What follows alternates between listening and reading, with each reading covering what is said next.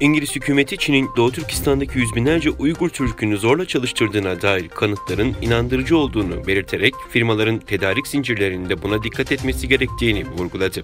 İngiltere'nin Asya'dan sorumlu Devlet Bakanı Nigel Adams, bazı giyim markalarının zorunlu işçiliğin görüldüğü bölgelerde yetiştirilen pamuğu dolaylı yoldan tedarik ettiğine ilişkin çıkan haberler konusunda parlamentoda değerlendirmelerde bulundu. Doğu Türkistan ve Çin'in diğer bölgelerinde Uygur Türklerinin zorla çalıştırıldığına dair kanıtların inandırıcı olduğunu ve bu yöndeki haberlerin giderek arttığını kaydeden Adams, bu durum İngiltere hükümeti için oldukça rahatsız edici dedi.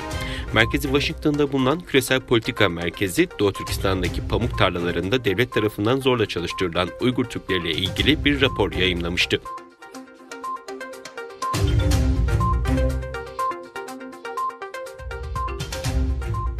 10 Aralık Çin medyasına çıkan haberlere göre Doğu Türkistan'daki Pedagojik Üniversitesi'nde Şinjiang Kültürel Değişim Enstitüsü kurulduğu bildirildi. Urumçi'de kurulan Şinjiang Kültürel Değişim Enstitüsü'nün ana hedefi geleneksel Çin medeniyetinin Doğu Türkistan'da asimile edilmesine yönelik olduğu düşünülüyor. Enstitünün kurulması uluslararası toplum tarafından Çin'in ulusal alanda Uygurların geleneksel kültürünü, mimarisini, yaşam tarzını ve geleneklerini yok etmek ve Çin kültürünü Uygurlara empoze etmek gibi kültürel soykırımı gerçekleştirmekle suçlandığı bir zamana denk geliyor. Bilgilere göre enstitünün araştırma odağı kültürel asimilasyon üzerine teorik araştırma, Çin kültürünün tanınması üzerine araştırma, ortak ulusal dil ve kültürünün tanıtımı üzerine araştırma, yayılma araştırması ve Doğu Türkistan'ın kültür sanat varlıkları üzerine danışmanlık ve eğitim araştırmalarını kapsadığı ileri sürülüyor. Ancak gözlemciler Çin Komünist Partisi'nin Şinjiang Kültürel Değişim Enstitüsü aracılığıyla Uygur kültürünün temelde yok edilmesi ve Uygurlar için Çin kültürünün zorunlu olarak benimsenmesi için teorik temeli ve önlemleri incelemeye dayalı çalışmalarda bulunacağını kaydetti.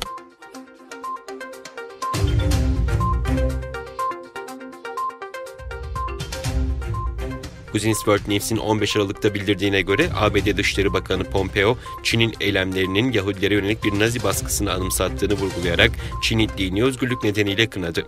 Pompeo, gazetecilere verdiği röportajda Çin'in milyonlarca Uygur Müslümanlarına yönelik muamelesini sert bir dille eleştirirken, Uygurların durumu çok trajik. Çin'in davranışı 1930'larda Almanya'daki Yahudilere karşı soykırım yapan Nazilerin davranışına benziyor. Kanıtlar Çin'in virüs sırasında daha fazla insanı toplama kamplarına koyarak Uygurlara yönelik baskısını yoğunlaştırdığını gösteriyor dedi. Pompeo ayrıca kamptaki Uygurların her cuma domuz eti yemeye zorlandığını söyleyen Çin'in toplama kampı mağdurlarından Saragül Savutbay'ın örneğini de dile getirdi.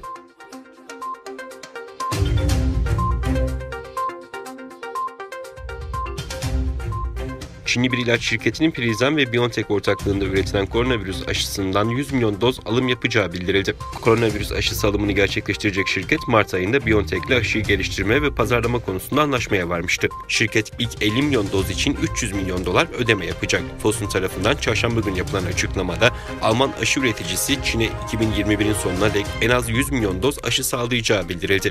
Pfizer ve BioNTech'in yanı sıra AstraZeneca'da da aşının Çin'e tedariki için bölgesel partnerle anlaşma imzaladığı öğrenildi.